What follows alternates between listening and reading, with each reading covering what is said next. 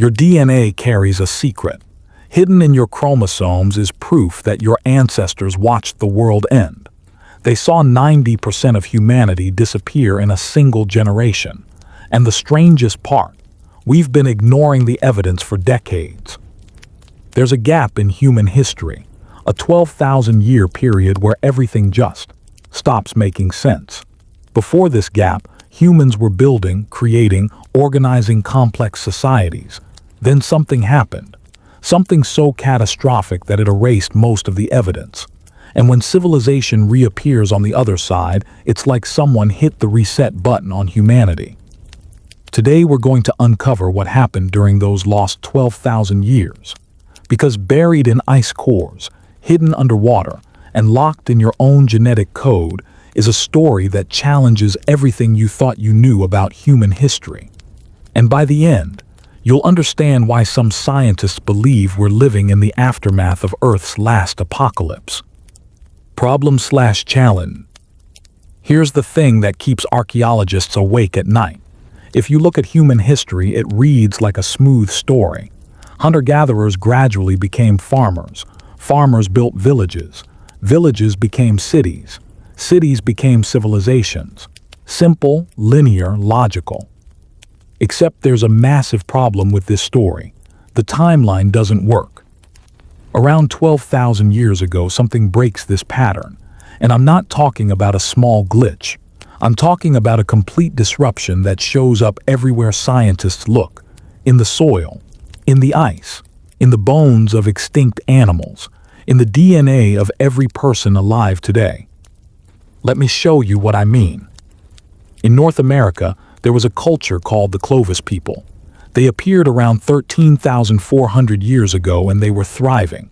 These weren't primitive cavemen stumbling around with rocks. They had sophisticated tools. They had trade networks spanning thousands of miles. Archaeological evidence shows they were successfully hunting mammoth, mastodon, and other megafauna. Their distinctive spear points are found across the entire continent, which tells us they had either extensive trade or extensive migration. Either way, that requires organization. Then, at exactly 12,900 years ago, they vanish. Not gradually, not over centuries of decline. They disappear from the archaeological record like someone flipped a switch. One layer of soil shows thriving Clovis settlements with tools and animal bones and evidence of human activity. The very next layer, nothing. Or rather, something much worse than nothing. That next layer is black. Archaeologists call it the black mat. It's a carbon-rich layer of charcoal and soot that appears at approximately 50 archaeological sites across North America, and it all dates to the same moment, 12,900 years ago. Under the black mat, Clovis tools and mammoth bones. Within the black mat, massive amounts of charcoal. Above the black mat, a completely different culture with different tools, and the mammoths are gone forever. One archaeologist who studied the Murray Springs site in Arizona described it like this. The Clovis materials and megafauna remains lie directly beneath the black mat, but not within it or above it. The megafauna disappeared, and this is a direct quote, an instant before the black mat was deposited. An instant. Think about what that means. Something happened so suddenly, so completely, that an entire culture and all the massive animals they hunted disappeared in what geologically looks like a single moment. And this isn't just happening in North America. Part 1. The global catastrophe. At the exact same time, on the other side of the planet, another advanced culture is vanishing. The Magdalenian people of Europe represented the absolute peak of Ice Age human achievement. These were the artists who created the famous cave paintings at Lascaux and Altamira. We're talking about sophisticated polychrome art, three-dimensional sculptures, complex bone tools and harpoons, ivory carvings so detailed they rival anything made today. The Magdalenian had extensive trade networks. Archaeologists find seashells at their sites that came from hundreds of miles away. They find fossils that were clearly collected and valued, moved from place to place. This requires a level of social organization that we typically associate with much later civilizations. But here's what's strange. When the Younger Dryas period hits, this culture that had flourished for 5,000 years suddenly transforms into something much simpler. The artistic tradition that produced masterpieces like the Lascaux bulls, it disappears. The complex tools, they get replaced by simpler ones. The extensive trade, it shrinks. The culture that replaces them is called the Azilian, and while they're not primitive, archaeologists describe them as showing a poverty of art. Instead of detailed animal paintings, they make simple abstract patterns on pebbles. The sophistication just evaporates. And genetic studies show something even more disturbing. The DNA tells us that the Magdalenian people didn't just change their culture. They were largely replaced by a different population called the Western hunter-gatherers. This is population replacement. This is what happens during catastrophes. So we have two advanced cultures on opposite sides of the planet, both disappearing at exactly the same time. That's not a coincidence. That's not normal climate change. Something global happened. But what? This is where things get really interesting. Because when scientists started looking at this period more carefully, they found something in the geological record that nobody expected. Part 2. The Younger Dryas boundary evidence. In the early 2000s, a team of scientists was studying sediment layers from 12,900 years ago. They were looking at sites across North America, but they were about to find something that would appear on 4 continents. At this precise moment in time, in a thin layer of earth that spans the globe, there are materials that shouldn't be there. Materials that require extreme temperatures and extreme pressure to form. Materials that are typically only found at meteorite impact sites or nuclear explosion zones. Let me list what they found, because each piece of evidence is like a puzzle piece. First, magnetic microspherules. These are tiny balls of once molten rock. When something hits the Earth at cosmic speeds, it vaporizes rock into a mist. That mist condenses into perfect spheres as it cools. Scientists found approximately 10 million tons of these spherules distributed across 50 million square kilometers. That's not a typo. 10 million tons. Second, nanodiamonds. Diamonds form under extreme pressure. The nanodiamonds found at the Younger Dryas boundary are the type that form during massive impacts when carbon gets shock compressed. They've found these at over 50 sites globally. Third, platinum and iridium spikes. These elements are rare on Earth's surface, but common in asteroids and comets. The platinum spike in the Greenland ice cores from this exact time period is one of the highest ever recorded in the last 100,000 years. Fourth, and this is the really damning piece, lechatellite. This is melted silica glass. For quartz sand to melt into glass, you need temperatures between 1,700 and 2,200 degrees Celsius. That's hotter than lava. That's hotter than any wildfire. That's hotter than any prehistoric human activity like pottery making or metal smelting. Lechatellite forms in only a few scenarios: lightning strikes, nuclear explosions, and cosmic impacts. They found lechatellite at sites in Syria, Pennsylvania, and South Carolina, all from the same time period. But here's the piece of evidence that really seals it: shocked quartz. Shocked quartz is quartz that has been subjected to such intense pressure that its crystal structure fractures in a distinctive way. This is one of the gold standard signatures of meteorite impacts. It's what confirmed the dinosaur-killing impact 66 million years ago. The pressure required is equivalent to thousands of atomic bombs. Scientists found shocked quartz at multiple Younger Dryas boundary sites, including at Murray Springs in Arizona, Blackwater Draw in New Mexico, and Arlington Canyon in California. And not just shocked quartz, but shocked quartz with molten silica in the fractures. That means the quartz was fractured by extreme pressure and then immediately melted by extreme heat.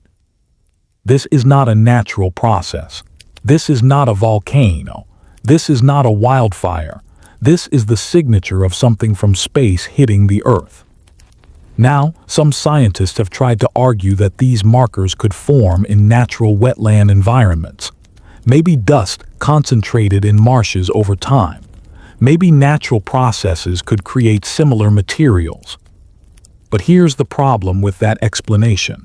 All of these markers appear together in the same thin layer at the same time across multiple continents. The odds of natural processes creating this exact combination at this exact moment globally, basically zero. And the shocked quartz with melt glass in the fractures, there's no natural terrestrial process that does that. None. So what are we looking at? The evidence points to a cosmic impact, but not just one impact. The distribution pattern suggests something even more catastrophic. It suggests that a comet or asteroid broke apart in Earth's atmosphere and hit multiple locations across the northern hemisphere. Imagine multiple airbursts, each one with the force of hundreds of nuclear weapons, all happening within hours or days of each other. The thermal pulse from these airbursts would have ignited everything flammable across thousands of square miles. That explains the black mat. That explains the layer of charcoal and combustion residue found at dozens of sites. The biomass burning was synchronous. It all happened at once. The pressure waves would have been devastating, the heat would have been lethal, and the immediate climate effects, they would have been catastrophic. Within decades, global temperatures dropped rapidly.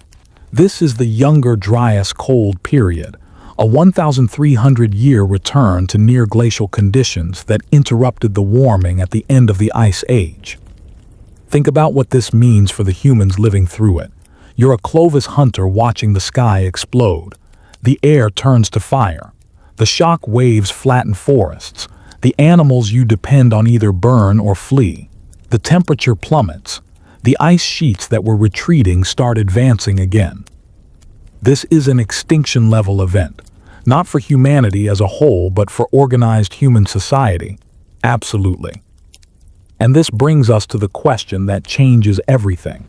If advanced human cultures existed before this catastrophe, and most of them were destroyed, where's the evidence? Part 3. The Invisible History. This is where the story gets even stranger, because the answer to where's the evidence might be underwater. Let me paint you a picture of what Earth looked like during the last glacial maximum, 20,000 years ago. So much water was locked up in ice sheets that global sea levels were 120 to 130 meters lower than they are today. That's not a small difference. That's almost the height of the Statue of Liberty. That's a 40-story building. When sea levels are that much lower, land appears. Lots of land. The continental shelves, which are normally underwater, become dry ground. And here's the crucial part. Continental shelves are some of the most fertile, resource-rich environments on the planet. These shelves would have been coastal plains with rivers, forests, grasslands, and abundant fish and game. They would have been prime real estate for human settlement. And humans naturally prefer living near coastlines. Even today, the majority of Earth's population lives within 100 miles of a coast. So if we're being logical, where would Ice Age humans have built their most successful settlements?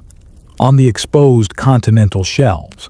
The places with the most resources, the best climate, the easiest transportation routes along rivers and coasts. And where's all that land now? Underwater, completely and permanently flooded. Let me give you some specific examples so you understand the scale of what we're talking about. Doggerland. This was a massive area of dry land that connected Britain to mainland Europe. It wasn't just a land bridge. It was a landscape of forests, rivers, and wetlands larger than many European countries. Paleontologists have dredged up mammoth bones, human tools, and artifacts from the North Sea floor. This was a populated area. Doggerland started flooding around 11,500 years ago and was completely submerged by about 8,200 years ago, partially due to a massive tsunami triggered by an underwater landslide called the Storegga Slide. Any civilization that existed on Doggerland, gone, erased, sitting under hundreds of feet of cold water where no archaeologist can easily access it. Sunderland. This one's even more dramatic. During the Ice Age, the continental shelf in Southeast Asia was exposed, connecting Thailand, Malaysia, Indonesia, and Borneo into a single landmass. This area was larger than modern India, and genetic evidence shows that humans lived there for tens of thousands of years. When the ice melted, Sunderland lost more than 50% of its land area. Entire river systems, entire ecosystems, entire regions where humans had lived for millennia all disappeared beneath the ocean. Studies of genetic diversity in the region show that populations were forced to migrate as the waters rose, splitting groups apart and causing genetic bottlenecks. The Persian Gulf. Before flooding, this was a fertile river basin. The Tigris and Euphrates rivers, which now empty into the Persian Gulf, used to flow much further south through a valley with lakes and wetlands. This area likely served as a refugium during harsh climate periods, a place where humans could survive when other regions were uninhabitable. The Persian Gulf wasn't fully flooded until around 8,000 years ago. That's after the Younger Dryas. That's well into the period when we think civilization is beginning in Mesopotamia. But what if civilization didn't begin there? What if the Sumerians, who appear seemingly out of nowhere with advanced writing, mathematics, and astronomy, weren't starting from scratch? What if they were refugees from the flooded Persian Gulf basin, bringing knowledge from an earlier culture? Ancient Sumerian texts themselves describe a time before the flood when cities existed. The Sumerian king list mentions kings who ruled before the flood, though mainstream archaeology treats this as mythology. But what if it's not mythology? What if it's memory? The flood myths. Every culture in this region has them. The Epic of Gilgamesh describes a devastating flood. The biblical flood narrative, Babylonian texts. These aren't identical stories, but they all describe the same basic event, a catastrophic flood that destroyed the world, with a few survivors who preserved knowledge and restarted civilization. We tend to dismiss these as religious mythology, but geology confirms that massive flooding happened. Sea levels rose rapidly. Some coastal areas saw 10 meters of sea level rise in just 200 years. That's perceptible within a human lifetime. You would watch the ocean creep inland, year after year, swallowing settlements. If you survived that, you'd tell the story, and your children would tell it, and their children, for generations.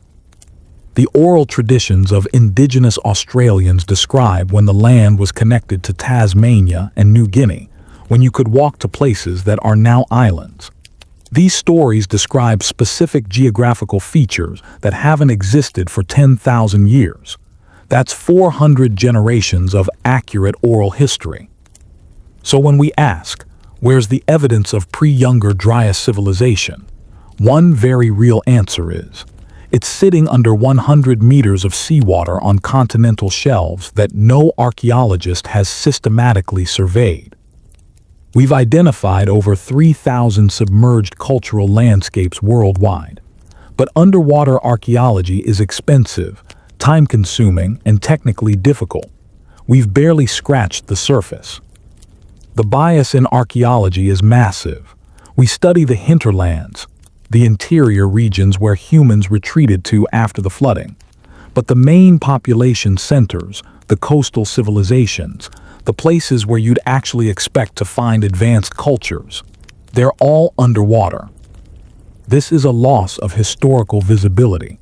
Not an absence of civilization, but an absence of evidence because the evidence is in the worst possible place for preservation and discovery.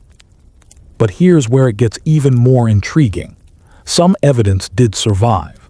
And that evidence suggests that the cultures which emerged after the Younger Dryas possessed knowledge they shouldn't have had.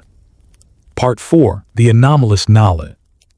In southeastern Turkey, there's a place called Göbekli Tepe, and it breaks every rule we thought we knew about human development. The conventional story of civilization goes like this. First, humans develop agriculture. Agriculture creates food surplus. Food surplus allows some people to specialize in non-food producing activities. Specialists create complex society.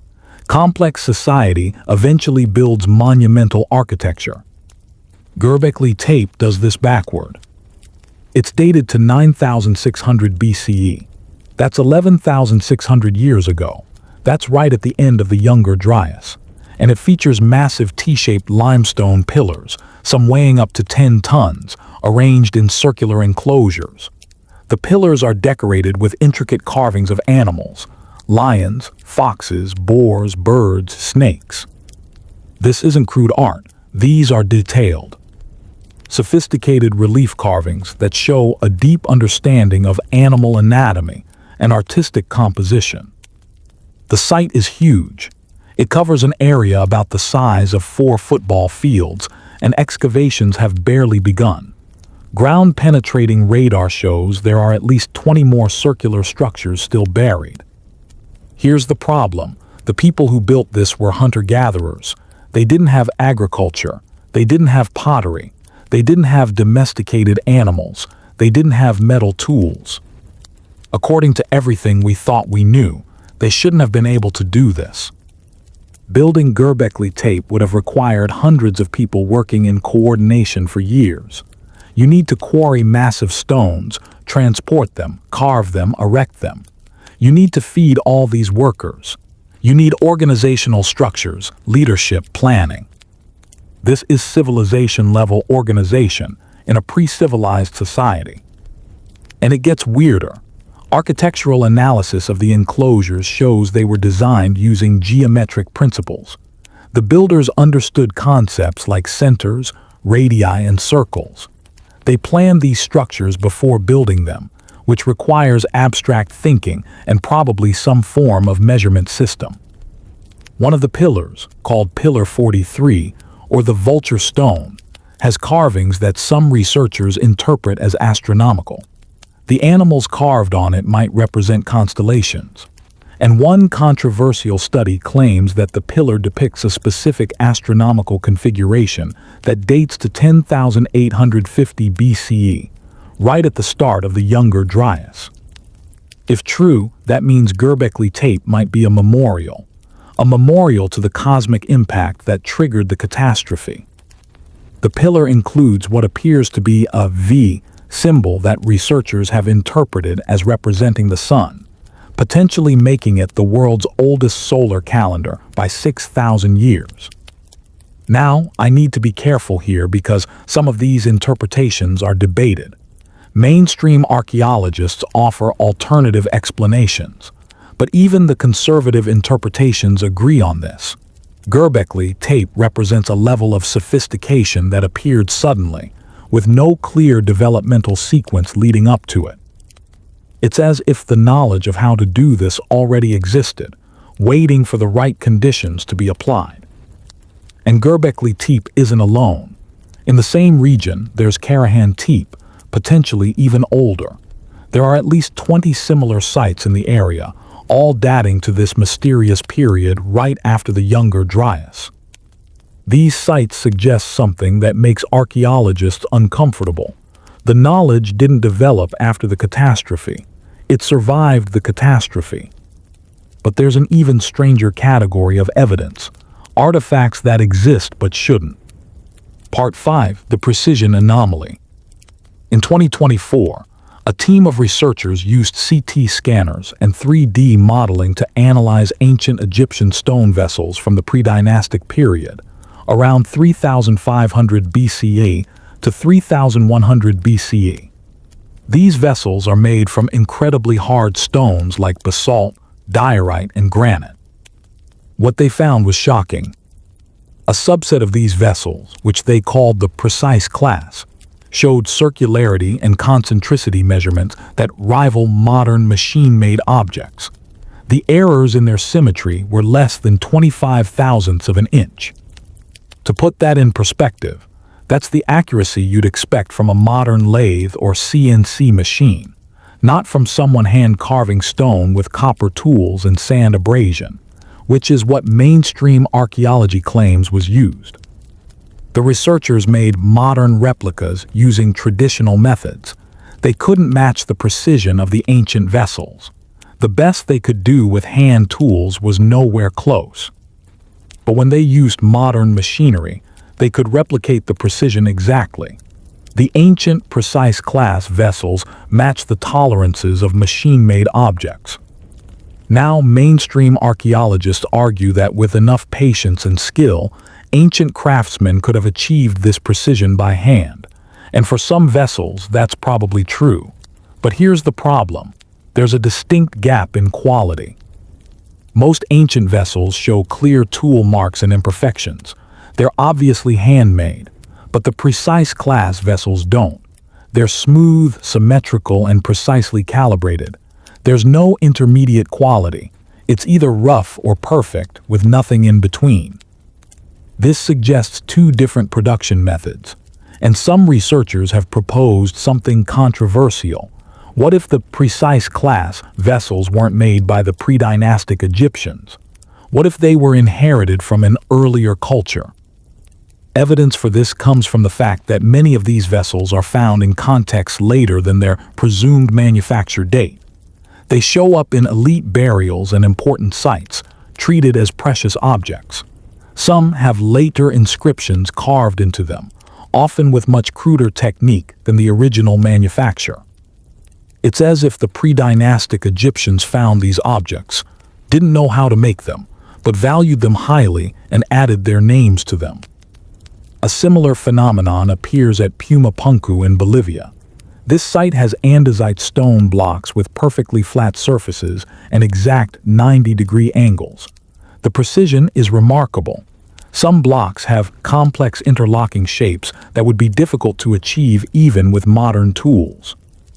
The culture that built Pumapunku, according to conventional dating, had only stone and bronze tools. Andesite is one of the hardest stones on Earth. Cutting it precisely is extremely difficult. Some researchers have proposed alternative explanations, including the controversial theory that the stones might not have been carved at all, but rather formed using some kind of geopolymer or artificial stone technique. This is highly speculative, but it highlights how difficult it is to explain the precision using known ancient methods. Then there's the case of Gunung Padang in Indonesia. In 2023, a paper claimed it was a man-made pyramid dating to 27,000 years ago. If true, this would rewrite human history completely. However, the paper was retracted after peer review found serious methodological problems with the dating. But here's what's interesting. Even the critics agree that Gunung Padang has archaeological significance and shows signs of human modification. The question is when and how extensively. The controversy highlights how difficult it is to date megalithic structures, especially when they might predate conventional civilization. What ties all these anomalies together is a pattern. These objects and structures show up with no clear developmental sequence. They don't get progressively more sophisticated over time, which is what you'd expect if people were figuring out these techniques gradually. Instead, they appear suddenly, fully formed, at the technological peak. This is what you'd expect to see if knowledge was inherited, not discovered. If survivors of an earlier civilization passed down techniques and knowledge to their descendants, you'd see exactly this pattern. Sophisticated knowledge appearing suddenly, sometimes in forms that people struggle to replicate even as they try to adapt it. But if that's true, we need to find those survivors. We need to find evidence of the people who lived through the catastrophe and passed the knowledge forward. And we can, because they're your ancestors. Part 6, the genetic bottleneck. The human Y chromosome tells a story that most people don't know exists. 2022, researchers studying the Q haplogroup, which represents virtually all Native American male lineages, found something disturbing. During the Younger Dryas period, there was a substantial loss of lineages. Not a gradual decline, a sharp drop that shows up clearly in the genetic data. This is what happens during a catastrophe. When a population gets reduced drastically, you lose genetic diversity. The survivors rebuild, but they're all descended from a small group. The study concluded that environmental events during the Younger Dryas caused this disruption and acted as a driving force for the expansion of the surviving sublineages afterward. Your ancestors survived something that killed most of their community, and that event is recorded in your DNA. But the evidence goes deeper. There's something called the Neolithic Y chromosome bottleneck, dated to about 7,000 years ago, during the early agricultural period. During this time, genetic diversity in the male Y chromosome dropped dramatically across Africa, Europe, and Asia. At its most extreme, there was only one male lineage passing on genes for every 17 female lineages. One male for every 17 female successfully reproducing. For a long time, scientists thought this was due to social changes, perhaps intense warfare between patrilineal clans where only the victors reproduced. But recent research suggests another factor: climate effects on biology. Cold temperatures during gestation affect the secondary sex ratio. They affect which embryos survive to birth. Males are more vulnerable than females to environmental stress during development. A prolonged cold period like the Younger Dryas would have drastically reduced the number of males born and surviving. This means the Younger Dryas didn't just kill people through immediate catastrophe. It killed them through making reproduction harder, especially for males. It killed future generations before they could be born. This is a near-extinction event for specific lineages. And it's not the first time. Humanity has been through multiple bottlenecks. The Toba supervolcano eruption 75,000 years ago reduced human population to somewhere between 10,000 and 30,000 individuals globally. We almost went extinct. There's even evidence of a bottleneck 900,000 years ago, during the early Pleistocene, that brought human ancestors close to extinction. But the Younger Dryas bottleneck is special because it happened recently enough that we can see its effects clearly, and it happened right at the moment when complex human culture should have been expanding, not collapsing. This is recorded in your body. If you're of Native American descent, your Y chromosome went through that bottleneck. If you're of European descent, your ancestors went through it. If you're from anywhere in the Northern Hemisphere, your genetic lineage bears the mark of this event. You are descended from survivors. Now think about what that means psychologically. Your ancestors watched their world burn. They watched the sky explode. They watched the ice return. They watched most of their people die. And then they had to survive. Some of them had knowledge. Some of them had skills. Some of them remembered what had been built before, what had been learned before. And they passed it down. This is why Göbekli Tepe exists. This is why precision artifacts appear suddenly. This is why civilizations emerge out of nowhere with sophisticated astronomy and mathematics. The knowledge wasn't new. It was preserved, hidden in oral traditions, in teaching practices, in inherited techniques, waiting for conditions stable enough to rebuild. The Younger Dryas ended 11,700 years ago. The cold retreated, the climate stabilized, and suddenly, across the world, you see explosions of human activity. In the Fertile Crescent, permanent settlements appear. Göbekli Tepe is built. Agriculture develops. Within a few thousand years, you have cities. In China, pottery and early agriculture emerge. In the Americas, populations expand and cultures develop. In Europe, the Mesolithic transitions into the Neolithic. All of this happens in a relatively short time period. It's not gradual, it's rapid. This is what recovery looks like. This is what happens when survivors who preserved knowledge finally have stable enough conditions to rebuild. But there's one more piece of evidence that really brings this home. The flood myths aren't just myths. Part 7, the memory. Every culture in the world has a flood story, and I mean every culture. The biblical flood, the Epic of Gilgamesh. Hindu texts describe Manu and the Great Flood. Greek mythology has Deucalion's flood. Norse mythology has the flood that killed most of the frost giants. Chinese legends describe Gunyu tamming the floods. Aztec mythology has the flood that destroyed the Fourth World. Inca legends, Mapuche legends, Aboriginal Australian stories, Pacific Islander traditions. All of them describe the same basic scenario. A catastrophic flood, the destruction of an earlier world, a small group of survivors, and the rebuilding of civilization. For a long time, scholars treated these as purely mythological, perhaps inspired by local river floods or shared from a common ancient source. But the geological evidence changes this perspective. The flooding was real. The meltwater pulses were real. The sea level rise of 10 meters in 200 years was real and was happening in multiple regions simultaneously. People witnessed this. They watched the ocean swallow their settlements. Year after year, the water crept higher.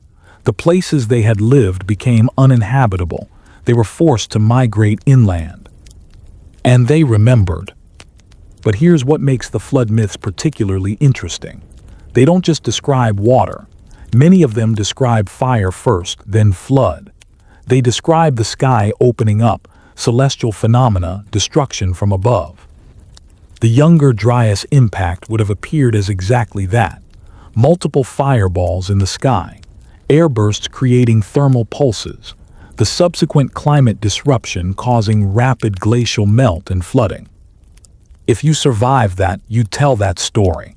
You'd make sure your children knew. You'd encode it in your most important cultural narratives. And there's a specific detail in many flood myths that's particularly striking. They often describe a golden age or advanced civilization before the flood, a time when humanity had great knowledge or abilities, which were then lost in the catastrophe. Sumerian king lists describe kings who ruled for impossibly long periods before the flood, suggesting a different era. Plato's account of Atlantis describes an advanced civilization destroyed by floods and earthquakes. Hindu texts describe previous world ages destroyed by cosmic catastrophes. Now, I'm not saying Atlantis was real in the literal sense that Plato described, but I am saying that these stories might preserve kernels of real history. They might be distorted, mythologized versions of actual events. If an advanced culture existed on the now submerged continental shelves, and if that culture was destroyed by the Younger Dryas impacts and subsequent flooding, and if a few survivors passed down the memory of what had been lost, these myths are exactly what you'd expect to result. The details would get distorted over 500 generations of retelling. The scale might get exaggerated. Supernatural elements would be added as the stories merged with religious beliefs. But the core memory, the emotional truth of "we had something greater once and we lost it," would persist. This is pattern matching on a civilizational scale. Every culture independently develops a myth about a flood that destroyed the world. Either this is an impossible coincidence, or it's a shared memory of real events that happened during humanity's formative period. And when you combine the geological evidence of catastrophic flooding with the genetic evidence of population bottlenecks, with the archaeological evidence of cultural disruption, with the existence of anomalous knowledge appearing after the Younger Dryas, a picture emerges, and it's not the picture we were taught in school. Part 8, the alternative timeline.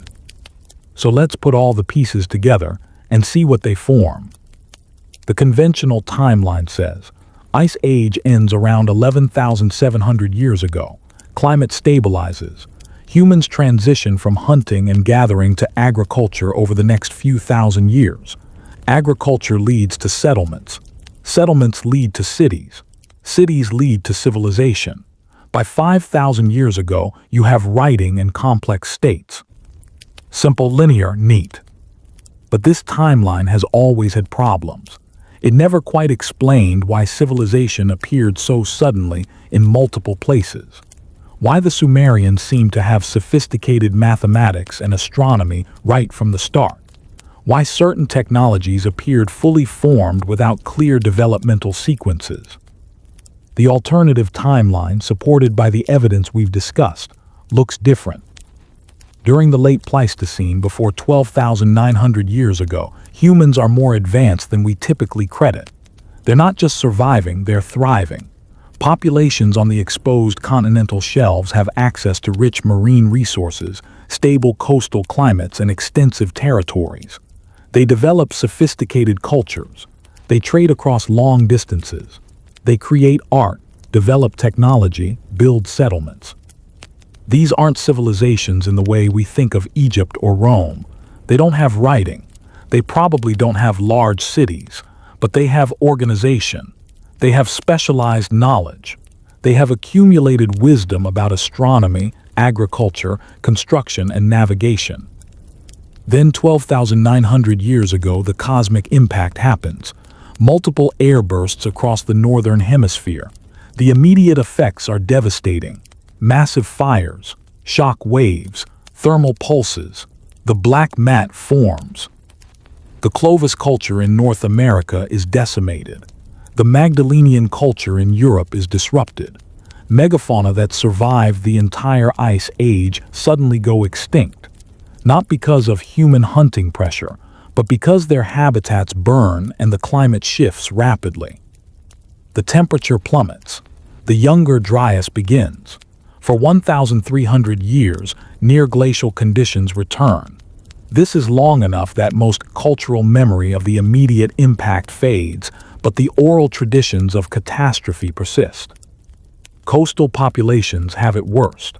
Not only do they endure the immediate impact effects, but as glaciers start melting rapidly due to the initial heat pulse and subsequent climate oscillations, they face catastrophic flooding. Meltwater pulse 1A and 1B are particularly devastating. Sea levels don't rise gradually, they rise in surges. Some areas see the ocean advance hundreds of meters in a generation. Doggerland drowns, Sunderland shrinks, the Persian Gulf floods, the Black Sea floods. Coastal settlements everywhere are submerged. This is a forced migration on a massive scale. Refugees flee inland, bringing their surviving knowledge with them. But they're arriving in territories already occupied by inland populations. There's conflict. There's mixing. There's a breakdown of social structures. The genetic bottlenecks happen now, not just from the catastrophe itself, but from the desperate struggle for survival in its aftermath. Diseases spread. Starvation is common. The cold climate makes survival difficult. But some knowledge survives. Some lineages persist. Some communities maintain their cultural practices. When the Younger Dryas finally ends 11,700 years ago, the survivors are ready. The climate stabilizes. This is the key point. For the first time in a very long time, you have stable, predictable conditions that allow long-term planning. And suddenly, all over the world, you see monuments being built. Göbekli Tepe in Turkey. Similar sites across the Fertile Crescent. Early agricultural experiments that rapidly develop into full-scale farming. Within just a few thousand years, you have cities like Çatalhöyük in Turkey, Jericho in the Levant. This isn't slow development. This is rapid deployment of existing knowledge. The precision artifacts. Those might be actual remnants of pre-catastrophe technology, treasured and preserved. Or they might be attempts by survivors to recreate what they remember. Either way, they represent knowledge that predates the archaeological context in which they're found. The astronomical alignments at sites like Göbekli Tepe, those might commemorate the cosmic event. They might serve as warnings to future generations. Remember what came from the sky. Remember what we lost. The flood myths. Those are the oral histories of this period, passed down through 400–500 generations, gradually acquiring religious and supernatural elements but maintaining the core memory of catastrophe and survival. And your DNA, it carries the signature of the bottleneck. You are descended from the survivors, the people who endured the impacts, survived the Younger Dryas, and rebuilt civilization from the fragments. This timeline explains all the anomalies. It explains why civilization appears suddenly. It explains the precision artifacts. It explains the flood myths. It explains the genetic bottlenecks. It explains why so much of human prehistory is invisible to archaeology, because it's underwater. It's not that humans suddenly got smart 12,000 years ago. It's that humans finally had stable enough conditions to rebuild what had been lost. Part 9. The Skeptical Response. Now I know what some of you are thinking. This sounds like ancient alien stuff. This sounds like pseudo-archaeology. This sounds like the kind of thing that serious scientists reject. And you're partially right. The mainstream archaeological community is skeptical of claims about advanced pre-Younger Dryas civilizations. They have good reasons for their skepticism. Let's address their main arguments, because it's important to be honest about where the evidence is solid and where it's speculative. First argument: if an advanced civilization existed, where are the artifacts? This is the strongest skeptical argument. Advanced civilizations leave traces, lots of traces, pottery shards, tool fragments, buildings. We find evidence of much older, much more primitive human occupation everywhere. Why not evidence of this supposed advanced culture? The honest answer is, we do find evidence, but it's ambiguous. Göbekli Tepe exists. The precision vessels exist. The genetic bottlenecks exist. But these could potentially be explained without invoking a lost civilization. Göbekli Tepe might represent the first emergence of complex organization, not a remnant of earlier complexity. The precision vessels might have been made with techniques we haven't fully understood yet. The genetic bottlenecks might have been caused by climate alone. The counterargument is the submerged landscape issue. We've surveyed less than 5% of the ocean floor in high detail. The continental shelves, where coastal populations would have lived, are largely unexplored. The absence of evidence in a location we haven't searched isn't evidence of absence. But the skeptics are right that we need more direct evidence. We need underwater excavations that find clear signs of organized settlements from before 12,900 years ago. Second argument: the Younger Dryas impact hypothesis isn't widely accepted. This is true. Many geologists and paleoclimatologists believe the Younger Dryas was caused by meltwater disrupting ocean circulation, not by cosmic impacts. They argue that the supposed impact markers have terrestrial explanations, or that the studies reporting them have methodological flaws. However, the debate isn't settled. New evidence keeps emerging. The shocked quartz findings from 2024-2025 are particularly compelling because shocked quartz is an internationally accepted impact marker. The platinum spikes in ice cores are hard to explain without extraterrestrial input. The honest assessment is, the impact hypothesis is plausible and has significant supporting evidence, but it's not proven beyond reasonable doubt. The scientific debate continues. Third argument: population densities were too low for civilization. Ice Age populations were small and dispersed. Climate modeling suggests they couldn't have supported the population densities needed for cities or complex states. Most estimates put Ice Age populations at 0.0205 people per square kilometer, which is extremely sparse. This argument is solid for large-scale state civilizations, but it doesn't rule out smaller-scale complex cultures with sophisticated knowledge. The Magdalenian culture had extensive trade networks and sophisticated art without having cities.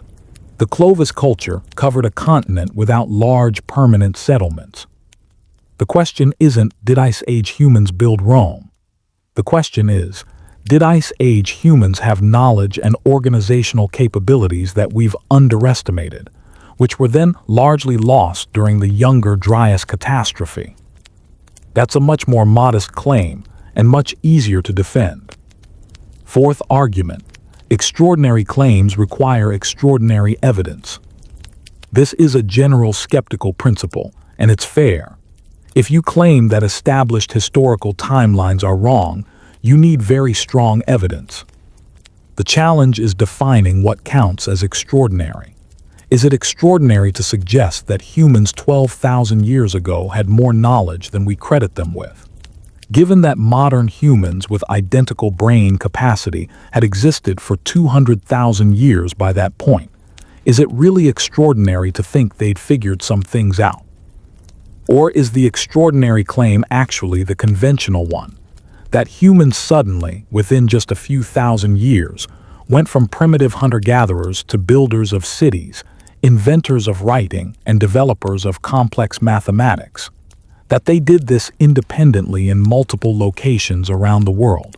That's quite a coincidence. The alternative isn't necessarily that there was a lost civilization in the sense of Atlantis or ancient high technology. The alternative is simply that there's been more continuity in human cultural development than we recognize, interrupted by a catastrophic event that created an apparent discontinuity. Fifth argument: this undermines indigenous peoples' achievements. This is an important ethical concern. Some forms of alternative archaeology have been used to claim that indigenous peoples couldn't have built their own monuments, that they needed help from lost civilizations or aliens. This is racist and wrong. But that's not what the evidence suggests here. The evidence suggests that indigenous peoples are the descendants of the survivors. Their achievements aren't being attributed to outsiders. They are the culture that preserved and rebuilt. If anything, this perspective gives indigenous oral histories more credit, not less. When indigenous Australians say their stories describe events from 10,000 years ago, maybe we should believe them instead of dismissing it as myth. So where does this leave us? The honest assessment is that the evidence is suggestive but not conclusive. We have strong evidence of a cosmic impact event at the Younger Dryas boundary, strong evidence of rapid, catastrophic climate change, strong evidence of synchronized cultural disruption globally, strong evidence of genetic bottlenecks, confirmed evidence of massive flooding and submerged landscapes, confirmed existence of anomalously sophisticated structures like Göbekli Tepe, widespread flood myths that correlate with geological events. What we don't have is direct, unambiguous evidence of a specific advanced pre-Younger Dryas civilization with cities, writing, or complex technology. The question is whether the absence of that evidence is because it never existed, or because it's underwater and we haven't found it yet. Reasonable people can disagree on this. But what's not debatable is that something dramatic happened 12,900 years ago, and it had profound effects on human development. The realization. Here's what keeps me up at night, and maybe it'll keep you up too. We think of civilization as permanent, as inevitable, as something that once started progresses steadily forward. We assume that knowledge once gained is never truly lost. But the Younger Dryas proves that's not true. In the span of a few generations, advanced cultures disappeared, knowledge was lost, artistic traditions vanished, population densities crashed. The archaeological record shows a dramatic reset. And this wasn't even the worst catastrophe in Earth's history. The Toba eruption was worse. The dinosaur extinction was incomparably worse. The Permian extinction killed 95% of all species. Earth is not a safe place, not in the long term. We've been lucky. The last 11,700 years have been abnormally stable. The Holocene climate has been unusually friendly to human civilization.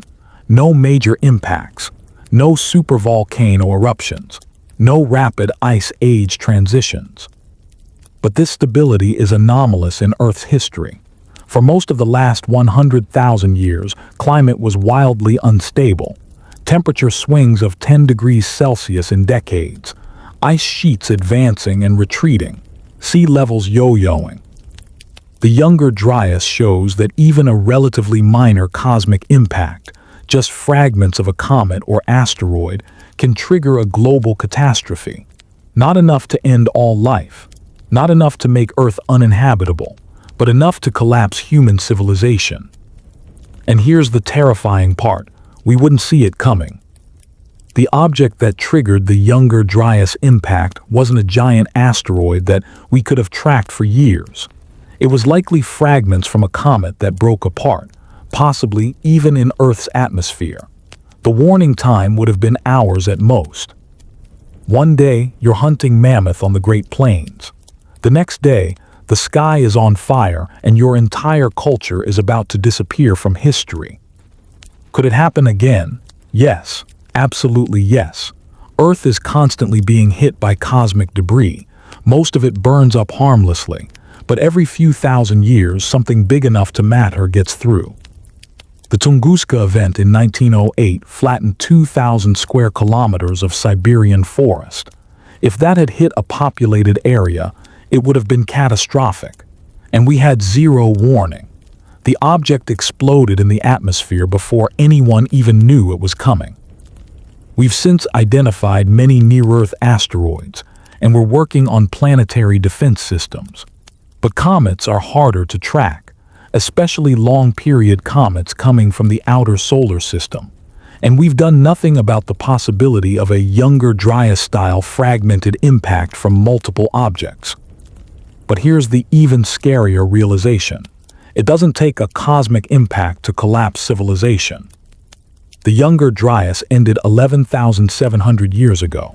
Since then, we've had smaller climate disruptions that still caused massive human suffering.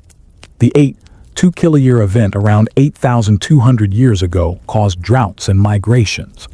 The Bronze Age collapse around 3,200 years ago destroyed multiple civilizations around the Mediterranean.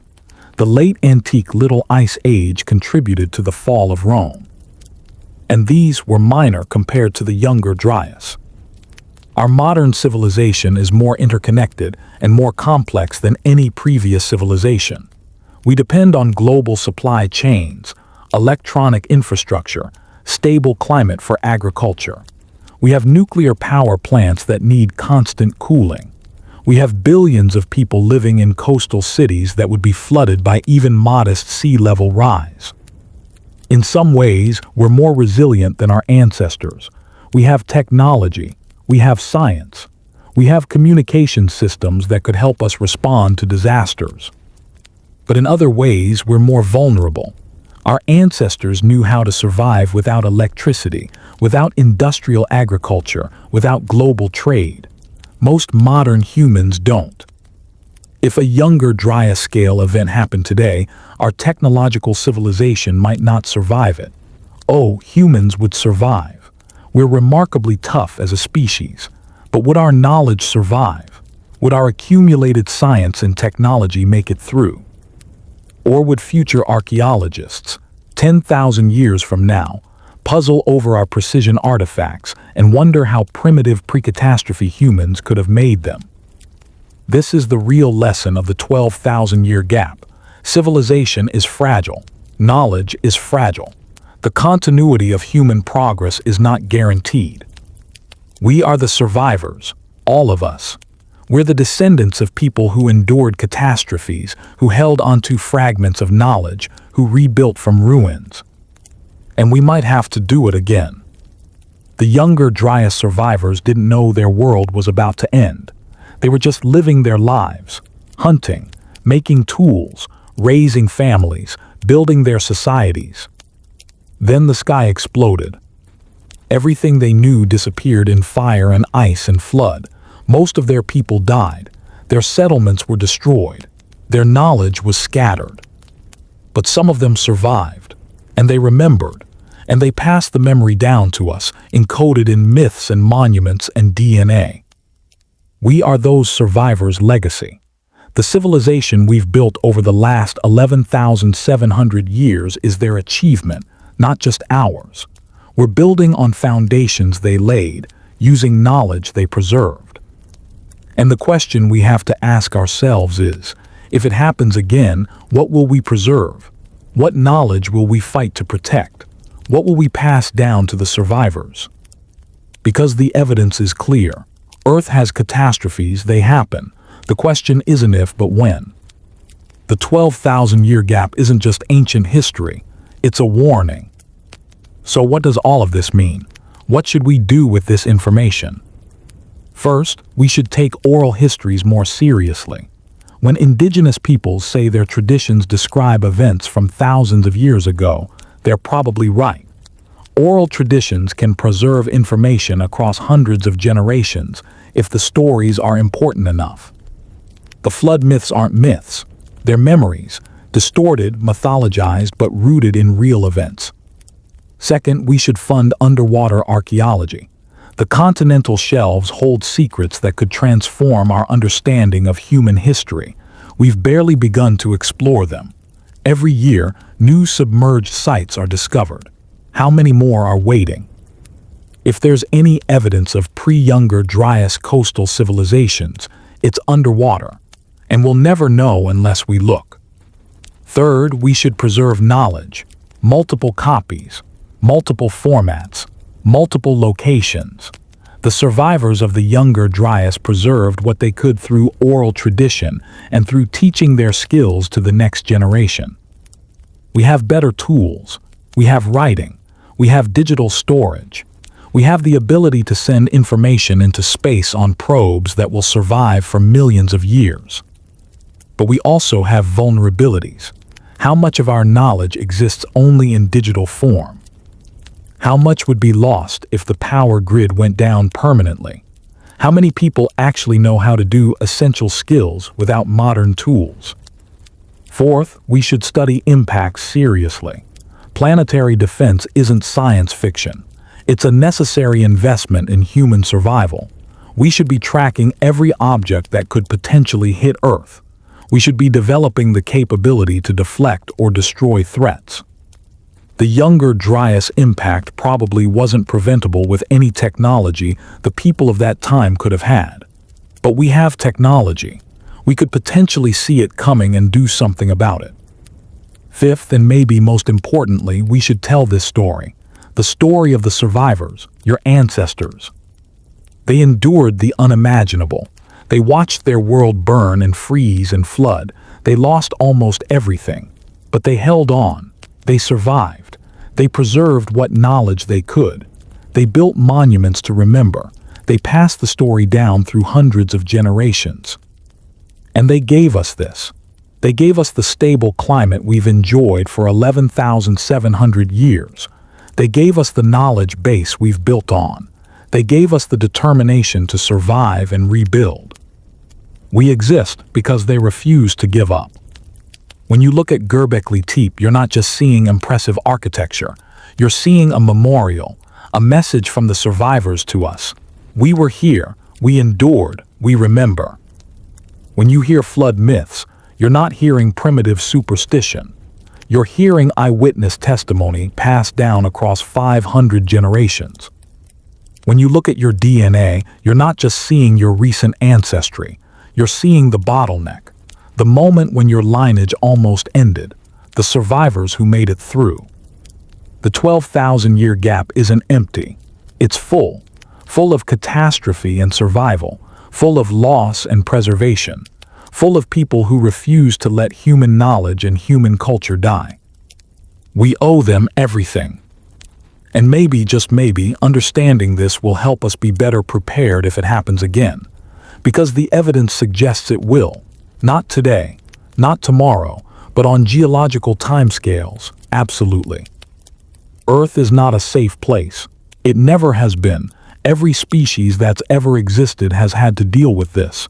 Most have failed. They're extinct now. Humans have survived so far through intelligence, adaptability, and sheer stubborn determination. We survived the Toba eruption. We survived the Younger Dryas. We survived the 2-kiloyear event. We survived every ice age, every climate shift, every catastrophe for 300,000 years. We're the descendants of survivors, all the way back. Every single one of your ancestors survived long enough to reproduce. Through every disaster, every famine, every plague, every war, every catastrophe for millions of years of evolution. You carry that resilience in your genes. The 12,000-year gap shows us that civilization is fragile, but humans are not. We can lose everything and still rebuild. We can endure catastrophes that erase civilizations and still pass knowledge forward. That's the real story here. Not that there was some lost super-civilization with magical technology, but that there were humans, people just like us, who survived something terrible and made sure we would know about it. They left messages, in monuments, in myths, in DNA, in geological layers marked with the debris of cosmic impacts. They're saying this happened. Remember, be prepared, survive. And we have so far. The question is whether we'll be as successful at passing our knowledge forward as they were. Whether future survivors, if they're needed, will tell stories about us the way we tell stories about them. The 12,000-year gap that no civilization can explain is really a mirror.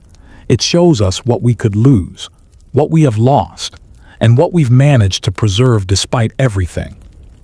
It shows us that we're not the first. We're not starting from scratch. We're building on foundations that were laid by survivors who refused to let knowledge die.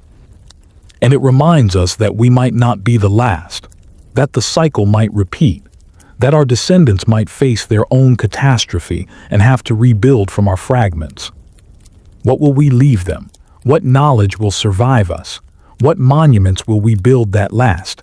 What stories will they tell about us? Those are questions worth thinking about, because the evidence is clear. Catastrophes happen, civilizations reset, but humanity endures. We're the species that survives, against all odds, through fire and ice and flood, through cosmic impacts and climate catastrophes and near-extinction events. We survive, we remember, we rebuild. That's what your ancestors did. That's their legacy to you. And maybe, understanding that, you'll see human history differently, not as a simple progression from primitive to advanced, but as a story of endurance, of knowledge preserved through unimaginable hardship, of survivors who refuse to give up. The 12,000-year gap isn't a mystery anymore. It's a testament to human resilience, to human determination, to the power of memory and the importance of passing knowledge forward. Your ancestors survived the apocalypse. They made sure you would know about it. They left the evidence everywhere if you know how to look. In the black mat that marks the burning, in the shocked quartz that proves the impact, in the flood myths that preserve the memory, in the DNA that shows the bottleneck, in the monuments built to remember. And in you, in every person alive today, descendants of survivors, carriers of their legacy. The 12,000-year gap that no civilization can explain is really the story of how civilization survived despite everything. And that's a story worth remembering. If this changed how you see human history, hit subscribe. There's way more we need to uncover together.